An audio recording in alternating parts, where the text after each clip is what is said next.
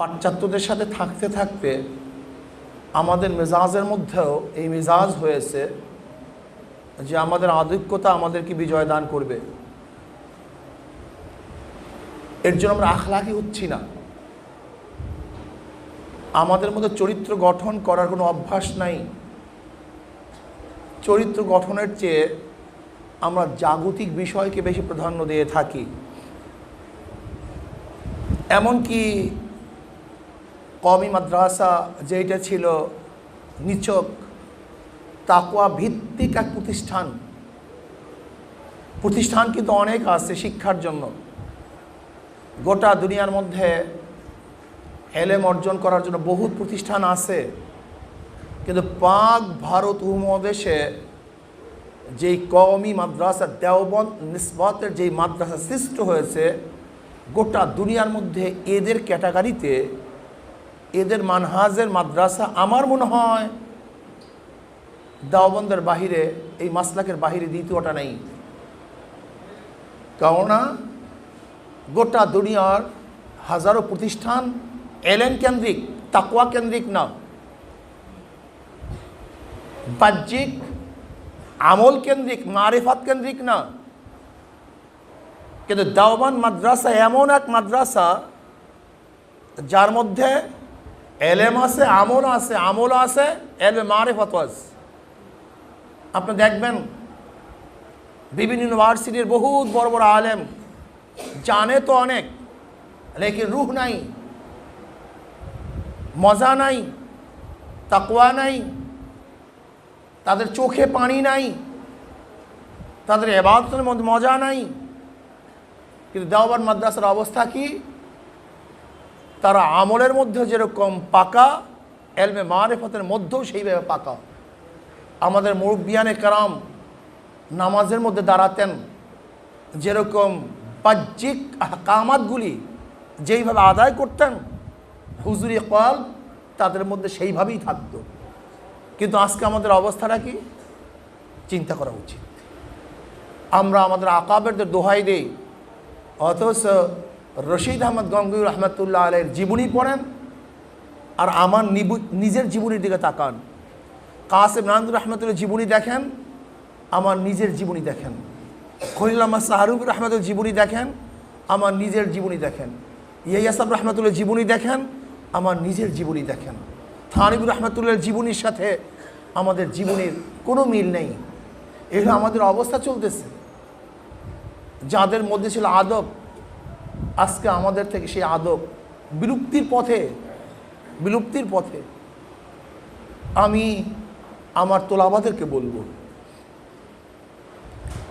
কওমি মাদ্রাসার সৃষ্টি হয়েছিল পাক ভারত উপমহাদেশে কিসের জন্য? ইসলাম মুসলমানের বিজয়ের জন্য। তৎকালীন সময় মুসলমানদের মধ্যে দুইটা থিওরি চলতেছিল। যখন ব্রিটিশ আমাদেরকে তছনছ করে ফেলছে, তখন আমাদের মধ্যে দুইটা থিওরি চলতেছিল। থিওরি দুটো কি? আগে ইসলাম না আগে মুসলিম? মুসলিম আগে না ইসলাম আগে? ইসলাম আগে না মুসলিম আগে? আমি ব্যাখ্যা না দিলে বুঝবেন না। মারাত্মক দুই মাসআলার উপরে দুইটা পার্ট হয়ে যায়। স্যার সৈয়দ আহমদ, যিনি আলিগড় ইউনিভার্সিটির প্রতিষ্ঠাতা, তিনার থিওরি কী ছিল? আগে মুসলিম পরে ইসলাম। আর আহলে দেওবন্দের আকিদা এবং বিশ্বাস কী ছিল? তাদের কি থিওরি ছিল? আগে ইসলাম তারপরে মুসলিম। এর জন্য যারা আগে মুসলিম পরে ইসলাম, তারা ব্রিটিশদের সাথে কন্ট্যাক্ট করে চলছে। ইসলাম মুসলমানের অস্তিত্বই না থাকে তাহলে তো কিছুই থাকবে না। কাজী নামাজ, রোজা, ইবাদত, আখলাক পরে আগে মুসলমানের অস্তিত্ব টিকে থাকুক। যাদের সাথে ম্যানেজ করা হোক না কেন, আগে মুসলমানদের অস্তিত্ব টিকাতে হবে। আর আহলে দেওবন্দ উলামায়ে কেরাম থিওরি ছিল, ইসলামই যদি না থাকে তাহলে মুসলমান বেশি কোনো লাভ নেই। কাজে আগে ইসলাম তারপরে মুসলিম। আর তাদের থিওরি ছিল আগে মুসলিম তারপরে কি ইসলাম। মানে মুসলিম এই জাতিকে আগে টিকিয়ে রাখো, আমল আখলাক ইসলাম পরে দেখব। আর আহলে দেওবন্দওয়ালাদের থিওরি ছিল ইসলাম না থাকলে এই মানবতার কোনো দাম নাই, এই মানুষের কোনো দাম নেই, তাহলে হিন্দু, খ্রিস্টান, বৌদ্ধ, অন্য অন্য মানুষের মধ্যে আমাদের কোনো পার্থক্য নাই। কাজে ইসলামকে টেকাতে হবে, তারপরে সব কিছু করতে হবে।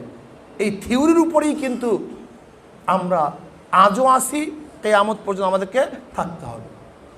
কিন্তু দুঃখের সাথে বলতে হয় যে এই কওমি মাদ্রাসার আকাবেরদের মধ্যে ছিল তাওয়াজু, যেখানে ছিল না গীবত, শিকায়েত, পরনিন্দা, নিজেকে নিয়ে ব্যস্ত থাকতো, তাকওয়ারও ভিত্তি ছিল।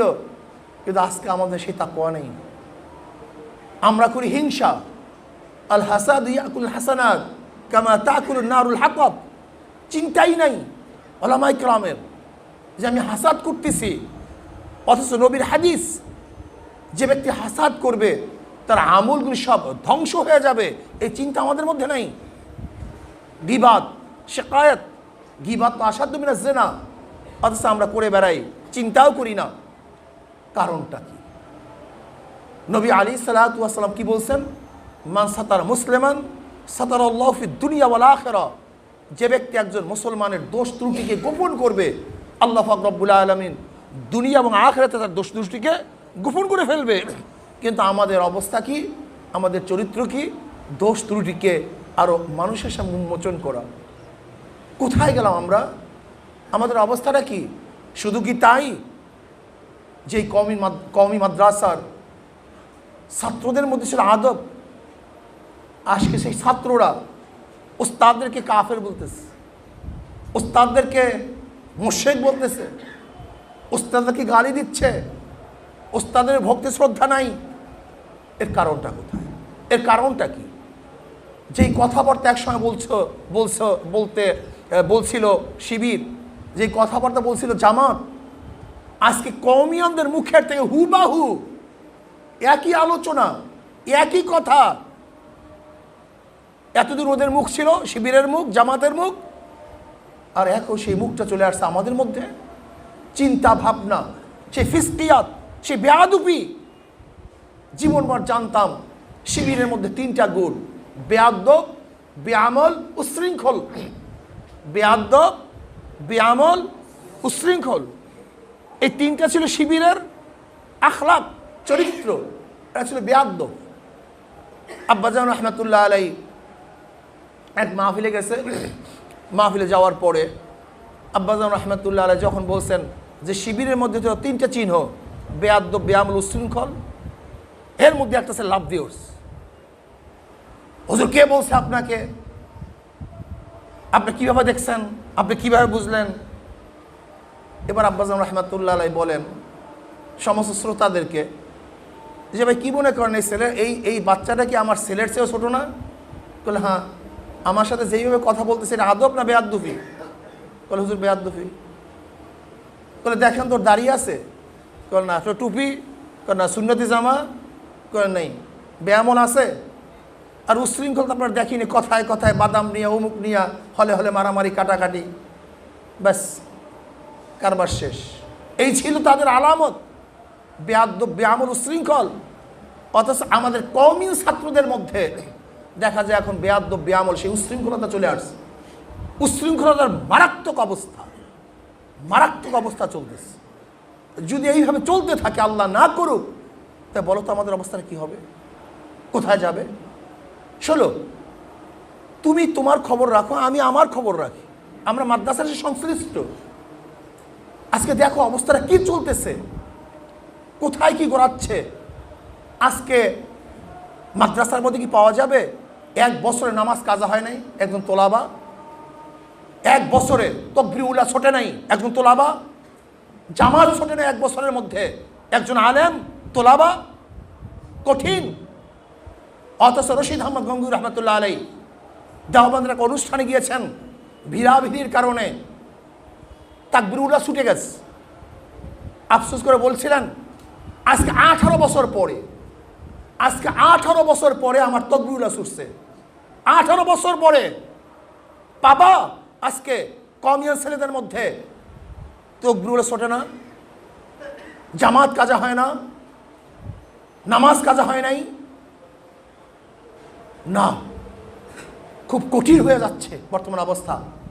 কবির গুনাহ প্রতিদিন করি না, এরকম কয়জন আছে কবিরা গুনাহ প্রতিদিন করি না? জীবনে তো দূরের কথা, প্রতিদিন কবিরা গুনাহ করি না, এরকম কয়জন পাওয়া যাবে?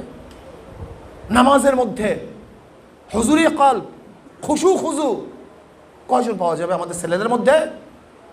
না, খুবই কঠিন হয়ে যাচ্ছে, খুবই কঠিন, যা চিন্তাও করা যায় না।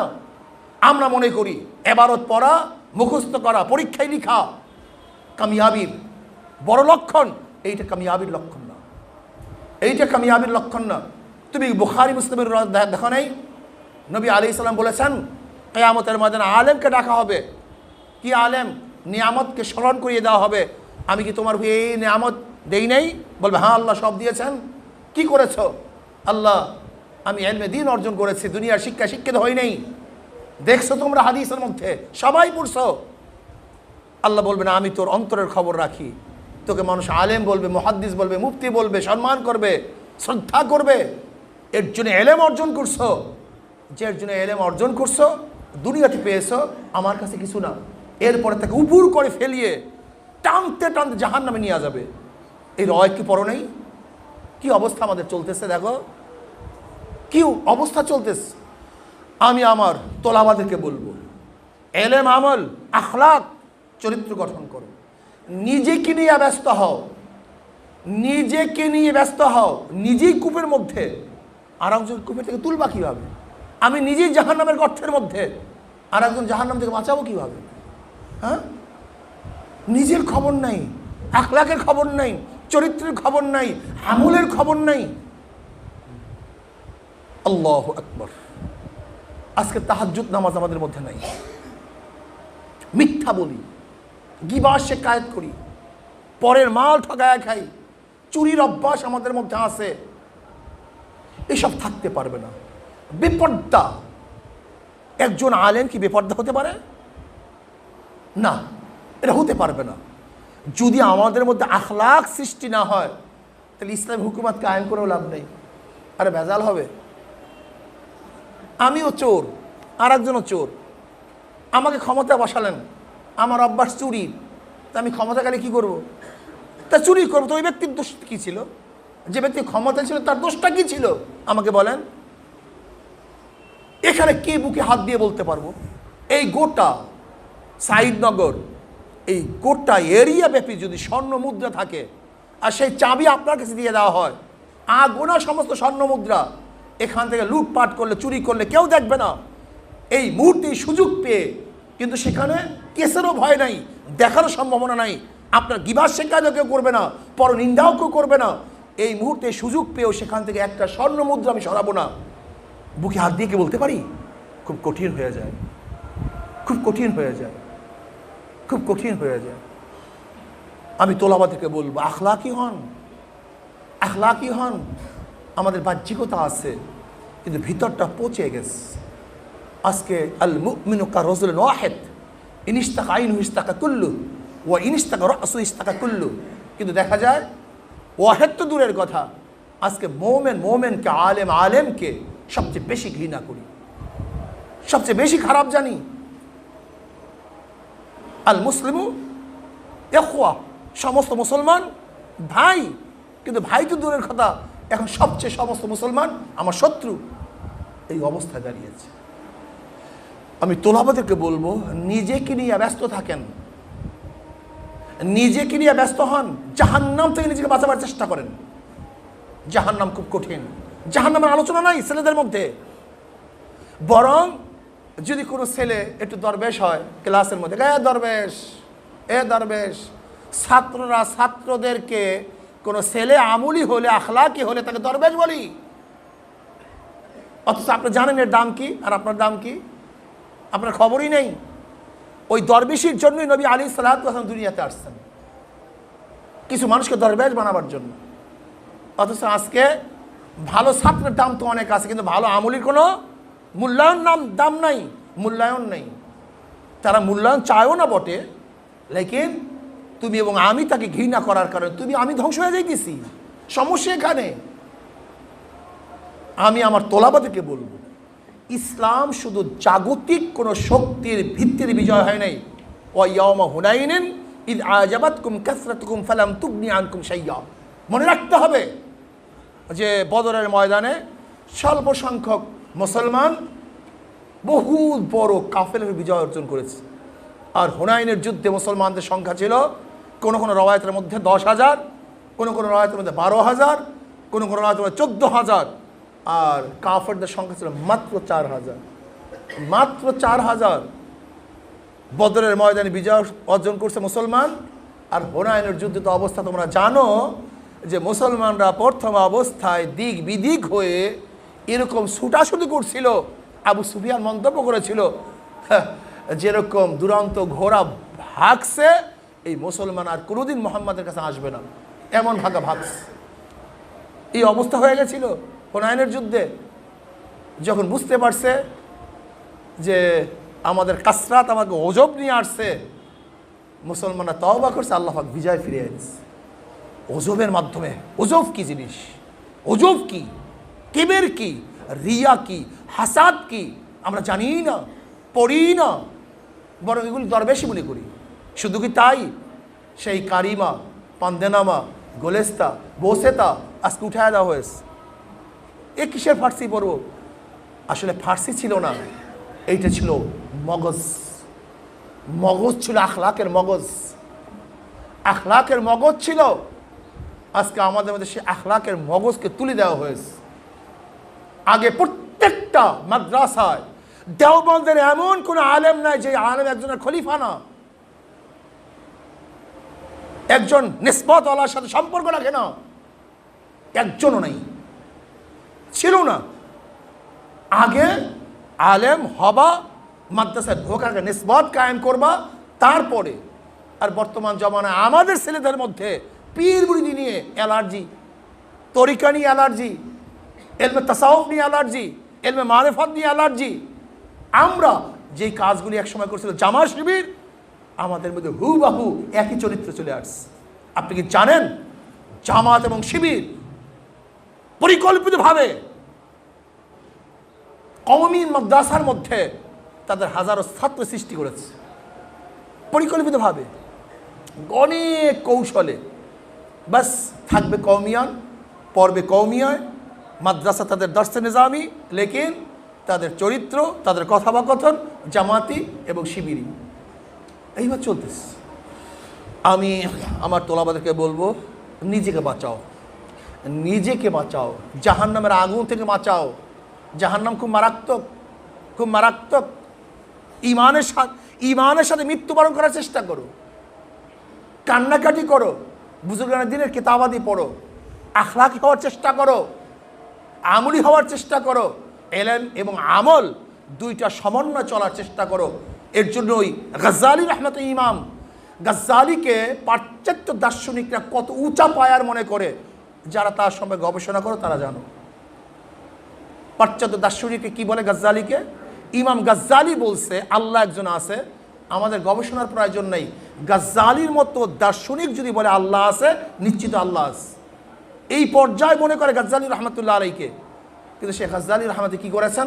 12 বছর পর্যন্ত জঙ্গলে থাকছেন, মাদ্রাসার ইমাম, মাদ্রাসার দর্শিয়াত বাদ দিয়ে, সমস্ত জাহির এলেম বাদ দিয়ে 12 বছর পর্যন্ত, 1-2 দিন না, গোসানি সে এখতিয়ার করছে 12 বছর পর্যন্ত। কাজী আদবি হই, আখলাকি হই, চরিত্রবান হই। যদি আমরা আদবি হই, রহবানুল ফিল লাইল ও ফুরসানুল ফিল নাহার, এই চরিত্রে যদি আমরা চরিত্রবান হই, অবশ্যই ইনশাআল্লাহ আমরা বিজয় অর্জন করতে পারবো, অবশ্যই বিজয় অর্জন করতে পারবো।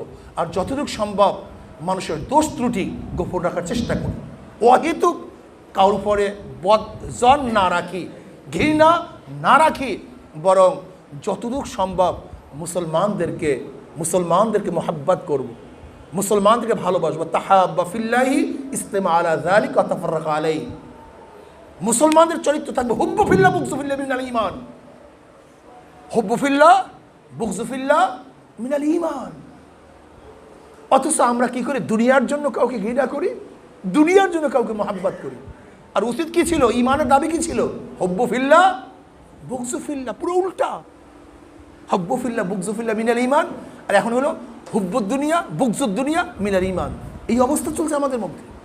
আল্লাহ আমাকে মাফ করে দেব, আমাদের সবাইকে মাফ করে দেব। আব্বাজান একটা উসুল বলছে। কি উসুল? আসলে তুমি কি আল্লাহর জন্য কাজ করো না দুনিয়ার জন্য কাজ করো, বুঝবা কিভাবে? এই উসুলটা মনে রাখো। আমি এই উসুলের উপর চলার চেষ্টা করি। দেখো, তোমার পীর ভাই না, তোমার দলের লোক না, তোমার মাদ্রাসার না, কেউ না, বাহিরের একজন লোক, কিন্তু লোকটা আল্লাহওয়ালা, লোকটা পরিপূর্ণ দিনদার। দেখো তো তার মোহাব্বত তোমার অন্তরের মধ্যে আছে কি নাই। যদি দেখো অন্য দলের হওয়ার কারণে, অন্য মাদ্রাসায় হওয়ার কারণে যদিও লোকটা দিনদার, কিন্তু আমার মধ্যে মোহাব্বত নাই, মনে করবা তুমি আল্লাহর জন্য কাজ করো না, তুমি দলের জন্য কাজ করো, দুনিয়ার জন্য কাজ করো।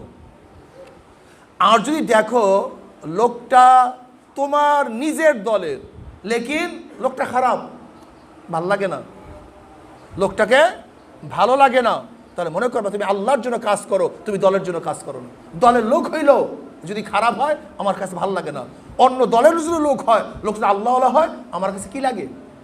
এটা নাম হব্বু ফিল্লাহ, বুযযু ফিল্লাহ। শুধু এই একটু উসুলের উপর দেখো তো সব কিছু তোমার সমাধান হয়ে যাবে। আজকে অবস্থাটা কি হয়? আজকে অবস্থা এই হয়, যদি অমুক দলের লোক এত ভালো করে কিন্তু আমার দলের না, গিবাত শিকায়ত করতেই হবে, ভালো লাগেই না। চরমনাইওয়ালারা কি করে কেউ বলে না খারাপ। আজ পর্যন্ত পাইলাম না ভাই, তুমি স্পেসিফিক বলে দাও যে চরমনাইওয়ালার মধ্যে খারাপটা কি, সেই খারাপটা কি বলো, যে ওই জিনিসটা খারাপ। যদি তুমি মুসলমান হও তাহলে তোমার তো উচিত ছিল মুসলিমের কাছে গিয়ে খারাপটা ধরিয়ে দাও। আল মুমিনু মিরওয়াতাল মুমিন হিসাবে, ভাই তোমার মধ্যে এইটা খারাপ, এইটা খারাপ, এইটা ঠিক না, এইটা ঠিক না, তুমি ধরিয়ে দাও। আজ পর্যন্ত ধরিয়ে দাও নাই, আজ পর্যন্ত না, বলও নাই যে হুজুরদের মধ্যে চরমনায়ের মধ্যে এই জিনিসটা খারাপ, আজ পর্যন্ত বলও নাই। তারপরে তুমি শুধু বলো খারাপ খারাপ খারাপ। সেই খারাপটা কি? আসলে তারা খারাপ নয়, তোমার চক্ষু খারাপ হয়ে গেছে, তোমার কলম খারাপ হয়ে গেছে, তোমার অন্তর খারাপ হয়ে গেছে, এর জন্য তুমি আলোচনাকে খারাপ দেখো। নয় বলো খারাপটা কি, তাও বলে না। আমি তোলাবাদেরকে শুধু একটা অনুরোধ করব, যখনই কেউ বলবে চরমনাই খারাপ, অমুক না তমুক না, দেওবন্দি না তমুক না, চরমনাই সৃষ্টি হয়েছে দেওবন্দের মাসলাকের উপরে, মনে রাখতে হবে। চরমনাই খারাপ কবে থেকে জানেন আপনি? ইসলামী আন্দোলন বাংলাদেশ কিভাবে সৃষ্টি হয়েছে আপনারা জানেন না? ইসলামী আন্দোলন বাংলাদেশের সূচনা হয়েছে কিভাবে? ইসলামী আন্দোলন বাংলাদেশের জোট ভিত্তিক সংগঠন, এটা সূচনা হয়েছে আমাদের আহলে হক দেওবন্দি ওলামায়ে কেরাম যারা ছিলেন সবার মাধ্যমেই তো এটা সূচনা হয়েছে। ছাত্র তানজিম থেকে ঈশা ছাত্র আন্দোলন, যেটা ছিল নিচক কওমি মাদ্রাসান ভিত্তিক, কাজী ইসলামী আন্দোলনের সূচনা যেহেতু কওমিয়ান থেকে, কাজী কোনো কওমিয়ান ইসলামী আন্দোলনের বিরোধী না, বিরোধিতা করেও নাই। বিরোধিতা শুরু হয়েছে কবে থেকে তা কি আপনারা জানেন? আপনারা জানেন না। যেই দিন থেকে কওমিয়ান অংশ জামা শিবিরের সাথে, বিএনপির সাথে ঐক্যবদ্ধ হয়ে রাজনীতি করা শুরু করেছে, সেই দিন থেকেই কওমিয়ান এক পার্ট ইসলামী আন্দোলন বাংলাদেশের বিরোধিতা করা শুরু করেছে। লিখে নেন, কবের থেকে কওমিয়ানদের মধ্যে থেকে একটা পার্ট ইসলামী আন্দোলন বিরোধিতা করে, এটা আপনার জানতে হবে। কারণ এরা ছিলাম তো এক, এদের সংগঠন একসাথে কাজ করেছি, কিন্তু চরমনাই বিরোধিতা শুরু করেছে কবের থেকে? যেই দিন কওমিয়ান একটা পার্ট বিএনপি জামাতের সাথে রাজনীতি করা শুরু করেছে, তখন থেকেই এই গলত চিন্তা ভাবনা, গিবা, শিকায়েত, পরনিন্দা, এই হালাল হারামের তবিজ না করে সংগঠন করা, রাজনীতি করা, সেই দিন থেকে তারা শিখেছে, সেই দিন থেকে চরমনাই তারা বিরোধী হয়েছে। কাজে আল্লাহ পাক আমাকে এবং আমাদের সবাইকে আখলাকি হওয়ার তৌফিক দান করেন এবং ঈমানকে মজবুত করে আল্লাহর জমিনে আল্লাহর হুকুমত কায়েম করার চেষ্টা করার তৌফিক দান করেন।